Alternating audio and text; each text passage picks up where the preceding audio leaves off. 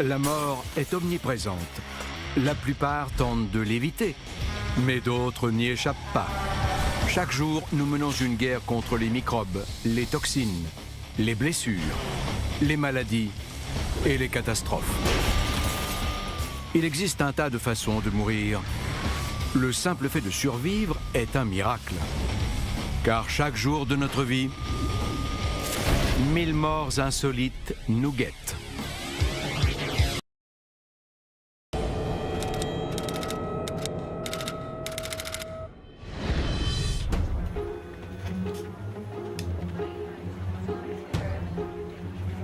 Ça ne se voit peut-être pas, mais Myron Burns est un homme très chanceux. Il y a quelques semaines, on l'a retrouvé à l'agonie, couvert de brûlures au 3e degré sur 90% de son corps. Il s'était endormi en fumant au lit. On connaît tous des gens complètement accros à la cigarette. On sait tous à quel point ils sont agaçants. Quand ils sont en état de manque, leurs décisions n'ont absolument rien de rationnel. Il offre 100 $ à l'infirmière de nuit pour qu'elle le laisse seul un moment sans poser de questions. Monsieur Burns, vous avez 2 minutes. Ne faites pas de bêtises. Une fois seul, Myron sort une cigarette qu'il avait cachée. Son addiction à la nicotine fait de lui un homme désespéré. La nicotine est une toxine extrêmement puissante, 3 fois plus mortelle que l'arsenic et plus redoutable que le venin de Crotal.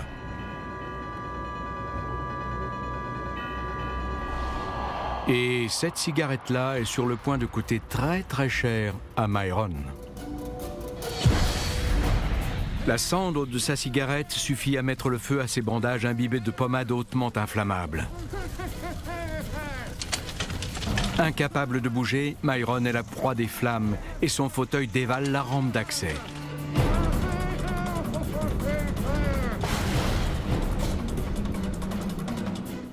Lorsque le fauteuil atteint le bas de la rampe, sa bouteille d'oxygène explose. Myron part littéralement en fumée. Les brûlures au 4e degré sont celles qui pénètrent jusqu'aux os. Avec de la chance, il se peut qu'on puisse identifier l'empreinte dentaire, mais il ne restera plus rien de la physionomie du patient. Parfois même, les os finissent par être réduits en cendres si le feu continue à brûler. Dis mon pote, t'as du feu ?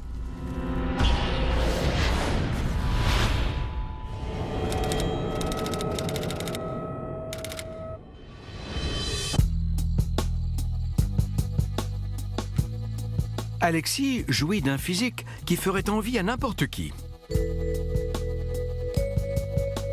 Mais elle va tout perdre en s'offrant ce qu'on considère comme inoffensif, une bonne nuit de sommeil.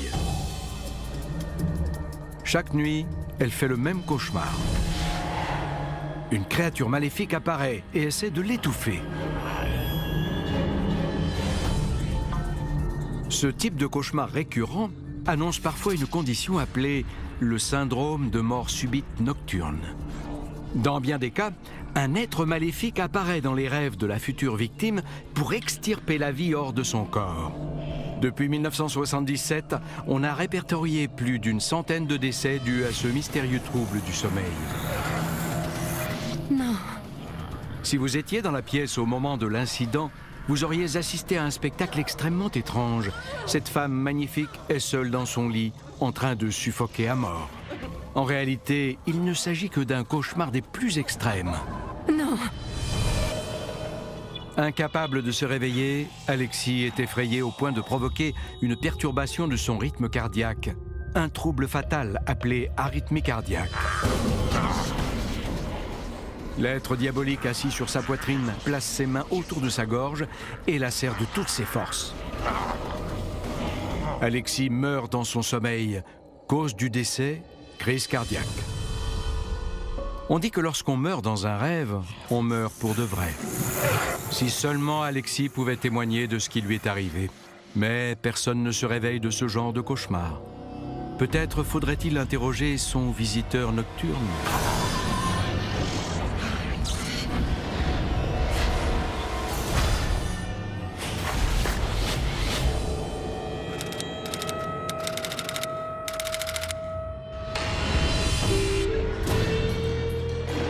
James Johnson n'est pas vraiment un citoyen modèle. Crétin! Tu dois être le garde le plus moche que j'ai jamais vu.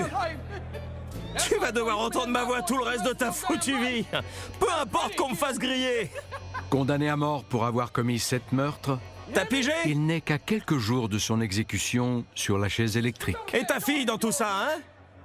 Ça manque de compagnie par ici. Pourquoi tu me l'amènerais pas?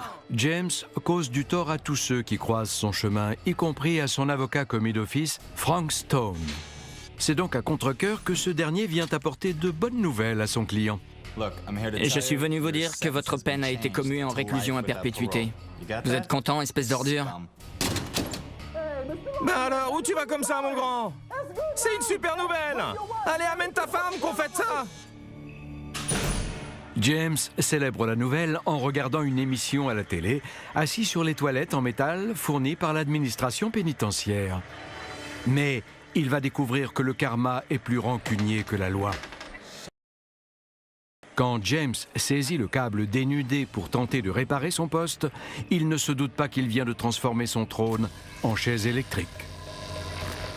S'asseoir sur des toilettes en métal en agrippant un câble électrique constituait le meilleur moyen de faire passer un fort courant électrique à travers son corps. Une charge d'intensité de 100 mA traversant le cœur suffit à perturber le rythme cardiaque et à causer une mort immédiate. Il est très probablement mort d'une arythmie cardiaque.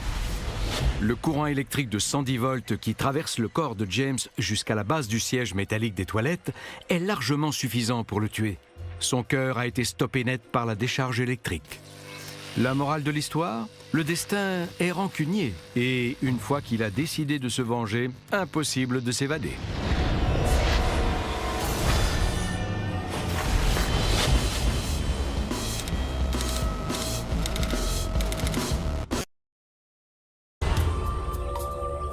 Voici Randy. Il n'est pas dans son état normal car il vient d'avaler une poignée de champignons hallucinogènes et erre dans le désert complètement défoncé. Dans les champignons qu'il a mangés, il devait y avoir une substance appelée psilocybine. Le corps transforme cette substance en psilocine, la molécule qui provoque les effets hallucinogènes. Il pose une question au buisson, mais n'obtient aucune réponse. Il communie avec sa nature animale profonde et perd le contrôle. Pour quelqu'un qui n'est pas en train de planer, le comportement de... Mais ça ne va pas s'arrêter là. Dans l'obscurité, Randy tombe sur un groupe de furries en train de forniquer. Que sont les furries? Des gens qui aiment se déguiser en animaux et se rassembler pour des activités amusantes comme des orgies. Une orgie de furries, c'est ce qu'on appelle une furpile, une pile de peluche. On invoque les esprits de la nature et ce qui se passe ensuite, disons que ça suit le cours naturel des choses.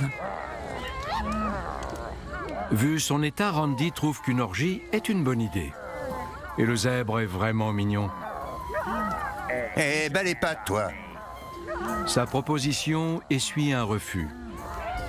Au lieu de s'amuser à trois avec le zèbre et le castor, Randy choisit de se joindre au groupe de Mademoiselle Lapin. Mais le coq se défend et chasse Randy à coups de bec. En général, les intrus sont assez mal accueillis, surtout si c'est des mecs. Pour les filles, ça peut se discuter. Si personne ne vous a invité, vous n'avez rien à faire là. Dégage, sale pervers! On dirait que la faune ne donnera pas d'amour à Randy ce soir, quand, soudain, il voit une petite furry surexcitée dans un costume d'ours. Randy sait qu'il est sur le point de passer du bon temps avec cette jolie ours. Malheureusement pour lui, il s'est trompé de peluche. Il s'agit d'un ours bien réel, peu enclin à avoir des rapports sexuels avec un humain.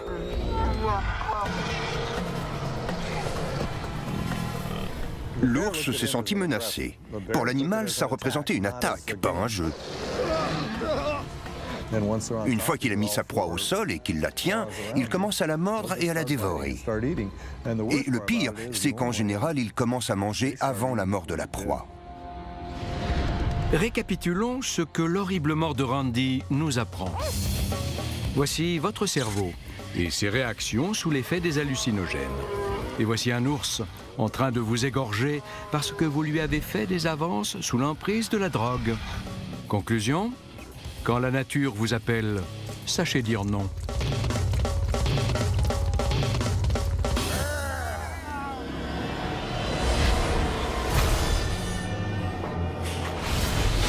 Dans un par voir ses ardeurs refroidies.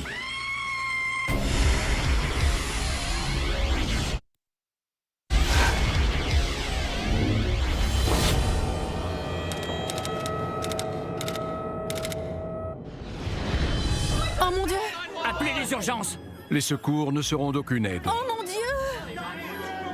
Les décès dans les bars sont monnaie courante, mais Sonny Hughes a fait une sortie plutôt remarquée. Reprenons.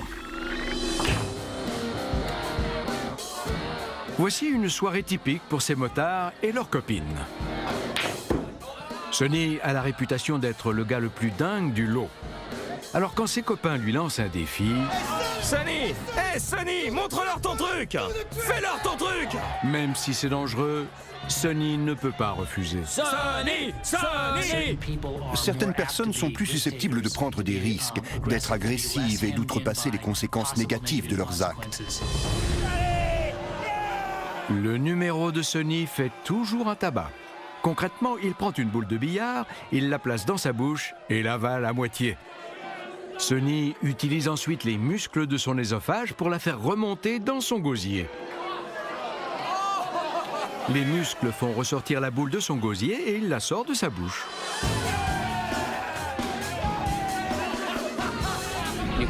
On peut avaler quelque chose jusque dans l'estomac ou alors le retenir dans l'œsophage. Allez, Sonny! C'est un tour impressionnant, mais c'est vraiment très, très dangereux. Mais il décide d'en remettre une couche, cette fois-ci avec la boule blanche. Mauvaise idée, Sonny. La boule roule dans sa gorge. Quand il essaie de la faire remonter dans son gosier, les choses tournent mal. Ça va, Sonny? Recrache-la! Appelez les secours! Recrache-la! Malgré tous ses efforts, Sonny ne parvient pas à faire sortir la boule de sa gorge. Il devient tout bleu! Sonny ignore que sur un billard de bar, la boule blanche est légèrement plus grande que les autres. Cette différence permet au mécanisme interne de la faire ressortir en cas de coup manqué. Alors quand Sonny tente de la faire entrer dans son propre mécanisme interne, celui-ci se bloque. Ce numéro, il l'a fait des centaines de fois. Crachat!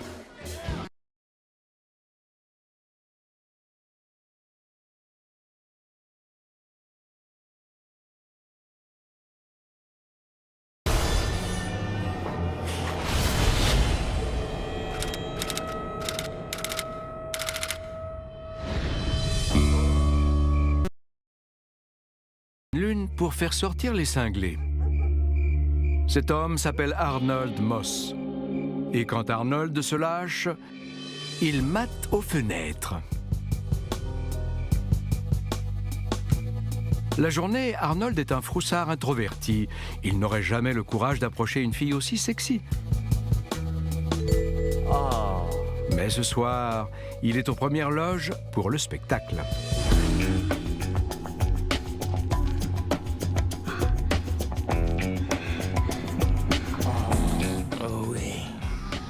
Arnold est tellement excité qu'il brise la règle numéro 1 du voyeur, rester de l'autre côté de la fenêtre. C'est le plus beau jour de ma vie. Mais il perd le contrôle. Il va un peu trop loin. Et Soussou a la peur de sa vie. Les rêves d'Arnold s'effondrent. Fragile. Dans la fougue du moment, il recule son coude et renverse un bâton soutenant la fenêtre. La fenêtre tombe et brise sa colonne vertébrale entre la deuxième et la troisième vertèbre cervicale. C'est précisément là que passent les nerfs contrôlant les fonctions vitales telles que la respiration et la tension artérielle. Lorsque cette connexion se brise, la mort est instantanée. Arnold retient enfin la leçon. Épier les gens peut être dangereux. C'est illégal. Et parfois, ça peut même s'avérer fatale.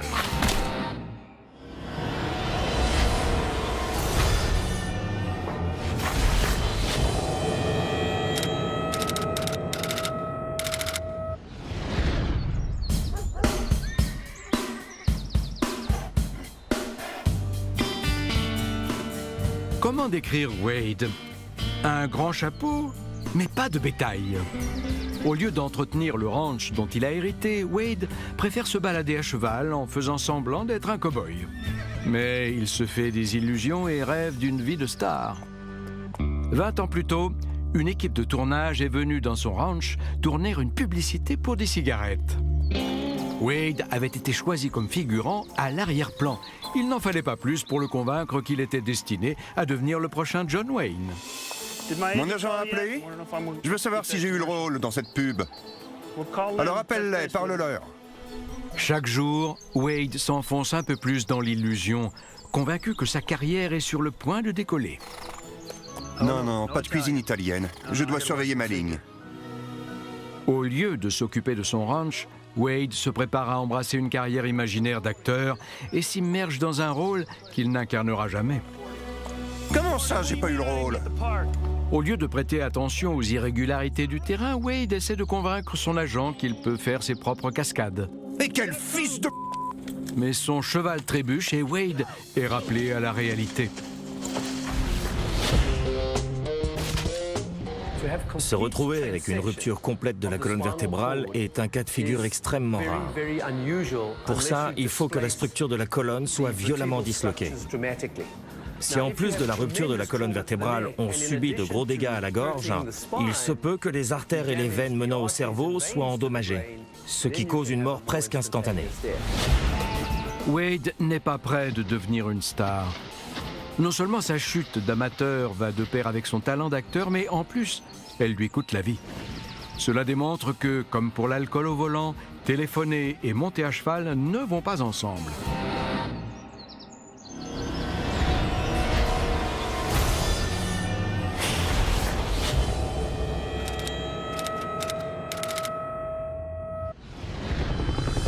Un hélicoptère est une boîte de vitesse volante. En cas de défaillance technique, l'appareil plonge vers le sol, tuant ses occupants. Le pilote, Ben Moore, ne tarde pas à le découvrir en soulevant un climatiseur de plus de 3 tonnes. Au grand effroi de ses amis et de ses collègues, Ben plonge tête la première vers une mort certaine. Oh mon Dieu, quelle horreur! Oh mon Dieu! Grand-père n'y va pas. J'avais un pressentiment, un mauvais pressentiment. C'est bon, je suis en train de filmer. Mais le destin a d'autres projets pour Ben Moore. Contre toute attente, il survit miraculeusement à cet accident qui aurait dû être mortel. Ma tâche du jour était de remplacer une tour de refroidissement sur un immeuble. Et au moment où j'arrivais au niveau du toit de l'immeuble, j'ai entendu un grand bang, suivi d'un bruit d'impact. La transmission du rotor de queue se brise et l'hélicoptère commence à tourner sur lui-même. Immédiatement, Ben largue la charge. J'ai essayé de me diriger vers la zone d'atterrissage d'urgence dont on avait convenu. La seule manière de poser un hélicoptère sans rotor anti-couple est de couper le moteur pour interrompre la rotation incontrôlable. C'est ce qu'on appelle la mise en autorotation.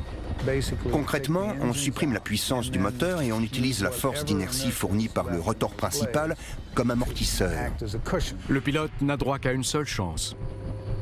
Juste avant l'impact, il doit redresser le manche pour permettre au rotor de générer un maximum de portance. J'ai initié la manœuvre une quinzaine de mètres trop haut.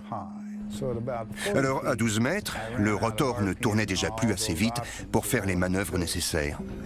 C'est à ce moment-là que je me suis dit, ça y est, je vais mourir. Oh mon Dieu! Quelle horreur! Oh mon Dieu! Au moment de l'impact, mon casque et mes lunettes ont amorti la plus grosse partie du choc. Mais j'ai subi une profonde coupure au nez. Il était pratiquement ouvert. Quand l'hélicoptère de Ben s'écrase au sol tête la première, aucun des témoins présents n'aurait pu imaginer qu'on puisse survivre à un tel impact. J'ignore pourquoi, mais le Seigneur a décidé que ce n'était pas mon heure. Je n'avais plus mon destin entre mes mains. Ben Moore est la preuve vivante que la mort ne veut pas de vous. Oh mon Dieu! Quelle horreur! Tant que votre heure n'est pas venue.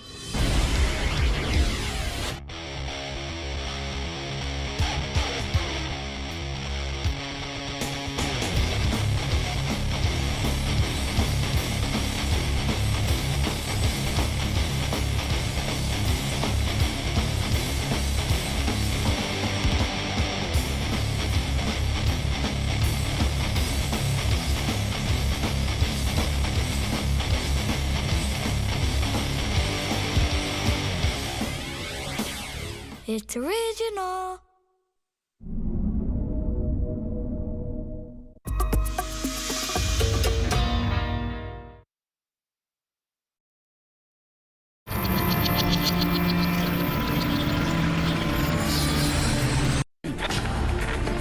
On voit des lumières qui ressemblent à des étoiles. Les gouvernements savent quelque chose et nous le cachent. Qu'ont réellement vu les pionniers. Je ne savais pas ce que c'était et je ne le sais toujours pas aujourd'hui. Les dossiers de la NASA, inédits, bientôt sur Discovery Science.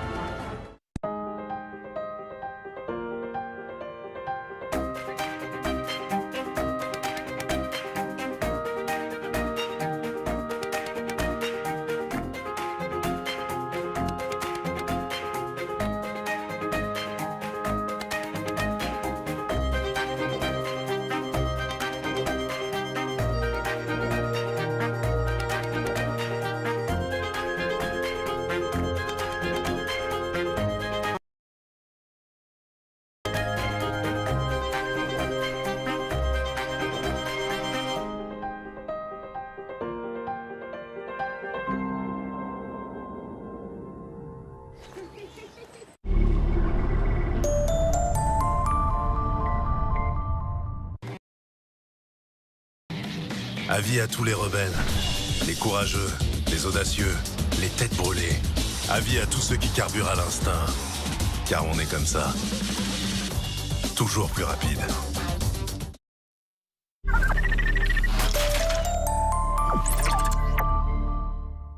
Il n'y a rien de mieux. Sur Discovery Science, la rentrée a tout pour plaire. Il faut peut-être s'attendre à autre chose. Le véhicule se soulève carrément. La salle des machines? Notre monde va peut-être disparaître. On entend un grand crack dans le cou. C'est flippant. On devient peut-être fou. Jongler, ça aide à penser vite. La rentrée sur Discovery Science, enfin une bonne raison de quitter la plage. Votre cerveau est bien plus puissant que n'importe quel ordinateur. Malheureusement, il est livré sans mode d'emploi. Pas de panique, ne vous prenez pas la tête. La mise à jour du dimanche soir sur Discovery Science vous dévoile le code pour devenir expert en matière grise.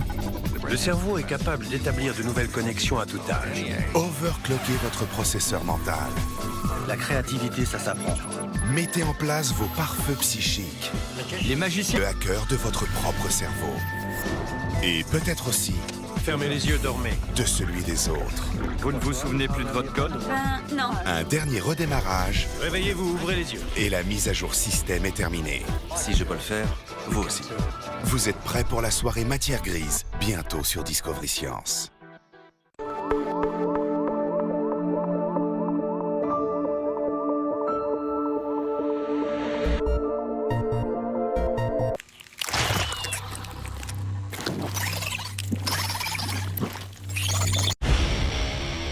La mort est omniprésente. La plupart tentent de l'éviter, mais d'autres n'y échappent pas. Chaque jour, nous menons une guerre contre les microbes, les toxines, les blessures, les maladies et les catastrophes. Il existe un tas de façons de mourir. Le simple fait de survivre est un miracle. Car chaque jour de notre vie, 1000 morts insolites nous guettent.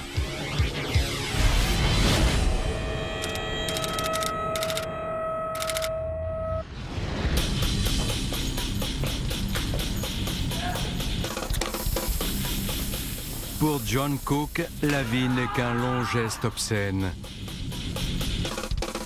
Et John ne se prive pas de le faire remarquer. C'est un accro à l'adrénaline, toujours à la recherche de sensations fortes. Les personnes qui présentent ce genre de personnalité semblent avoir une tolérance beaucoup plus grande à l'adrénaline. Elles semblent devoir constamment prendre de nouveaux risques pour satisfaire ce besoin et aller plus loin. Certaines personnes sont réellement dépendantes. Ses motos customisées et ses sculptures métalliques lui rapportent largement de quoi vivre. Et ce que l'argent ne lui fournit pas, c'est Tess, sa compagne, qui le lui offre. Elle sait comment le satisfaire. Se faire mal volontairement et de façon répétée est vraisemblablement une addiction à la réaction neurochimique de notre corps. Mais Cook en veut toujours plus. Tess s'exécute en reliant une machine à souder à ses boucles d'oreilles en acier inoxydable.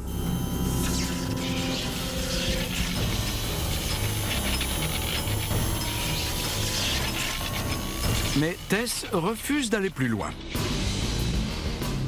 Si John veut vraiment dépasser ses limites, il devra s'en charger lui-même.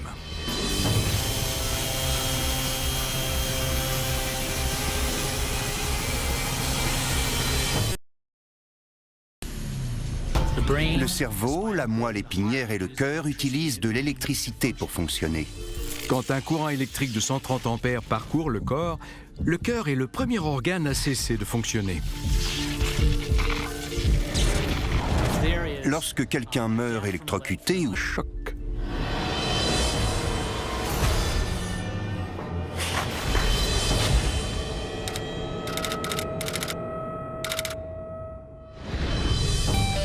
Chuck a un rêve simple. Il a trouvé la femme de sa vie en la personne de Roxanne. Aujourd'hui, il est enfin propriétaire d'une caravane Royal Spartanette de 1952. Parfait. Mais avant de prendre la route, il doit faire briller son petit nez d'amour. Ma belle, on va être bien tous les deux. C'est parti.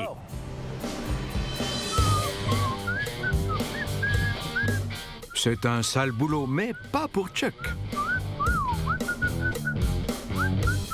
Il lui suffit de penser au voyage qu'il va faire à travers le pays avec Roxanne à ses côtés et il est le plus heureux des hommes. Parfait. Dernière étape. C'est une tâche ingrate.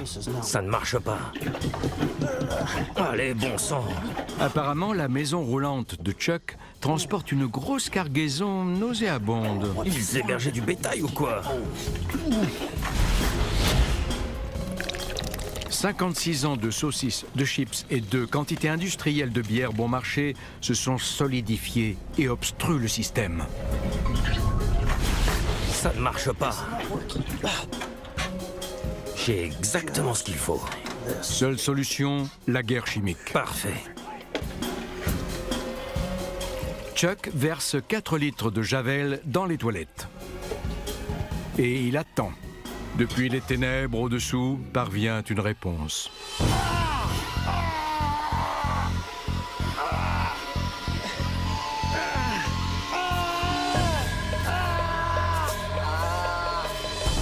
Verser de l'eau de javel dans une fosse septique non entretenue revient à verser une solution basique dans une solution qui s'est probablement acidifiée avec le temps.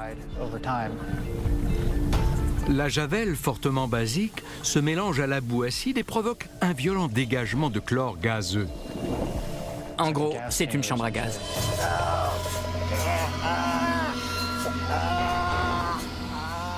Terrassé par le gaz extrêmement toxique attaquant les poumons, Chuck voit ses rêves de voyage partir en fumée.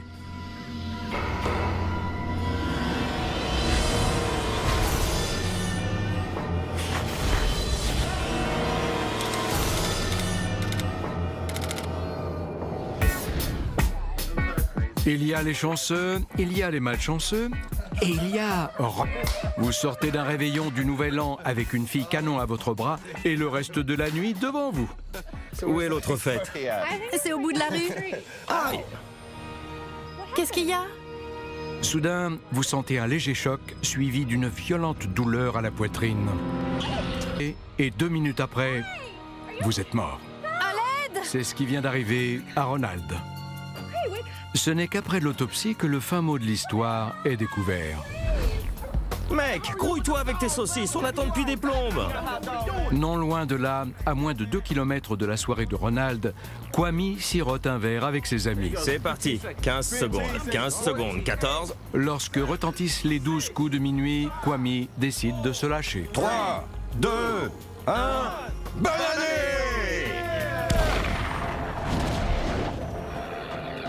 Lorsque la balle quitte le canon de l'arme, sa vitesse est d'environ 600 mètres secondes et elle peut probablement atteindre 6 à 800 mètres d'altitude. Quand elle redescend, elle va atteindre sa vitesse terminale. À 2 pas. Ah oh. Qu'est-ce qu'il y a? C'est du sang? Bizarre. La balle possède largement assez d'énergie cinétique pour pénétrer un corps humain et causer de gros dégâts. Oh mon Dieu! Tirer en l'air est interdit par la loi. Les balles perdues tuent des dizaines d'Américains chaque année. Moralité, en entendant les 12 coups de minuit, 3, 2, 1, mettez-vous à couvert. bonne année!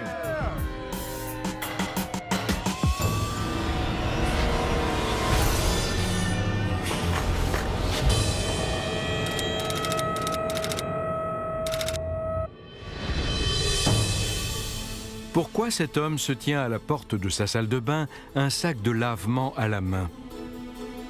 Une simple question et une réponse compliquée. Mickey est un alcoolique invétéré, mais contrarié. Une récente opération de la gorge l'empêche de boire. Clarissa, son épouse, qui le soutient depuis des années, fait de son mieux pour l'empêcher de boire, mais elle ne peut rien faire contre un alcoolique sevré du jour au lendemain. Ce qui nous ramène au sac de lavement. Les alcooliques sont parfois prêts à aller très loin pour fournir à leur organisme l'alcool qu'ils réclament, comme par exemple boire du vernis à ongles ou d'autres produits de ce genre.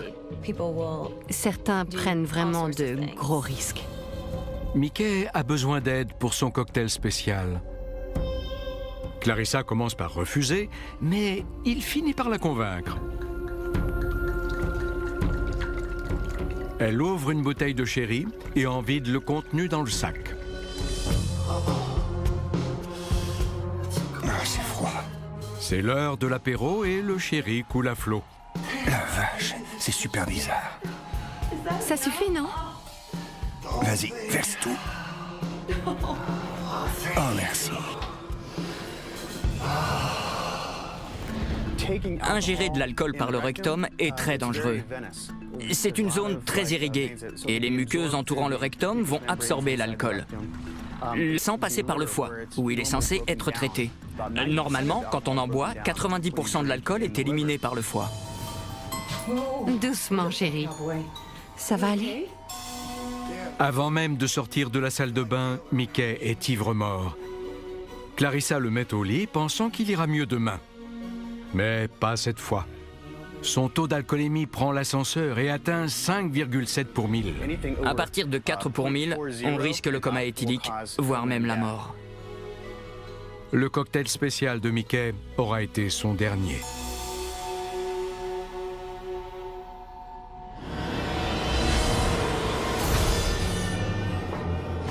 Dans un instant, le cours de gym se termine plus tôt que prévu car le prof a quelque chose dans l'œil.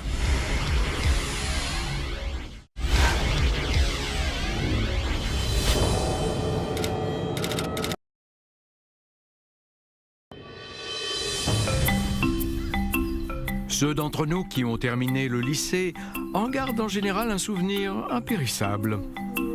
Vous vous souvenez de l'ennui, des moqueries des autres, du manque de succès auprès des filles? Mais surtout, vous vous souvenez du prof de gym? Bande de larves, je sais qu'il fait chaud, mais on a du boulot. Celui que l'on voit ici, M. Chikalski, est l'incarnation même du fanfaron à gros biceps. Hé, écoutez-moi.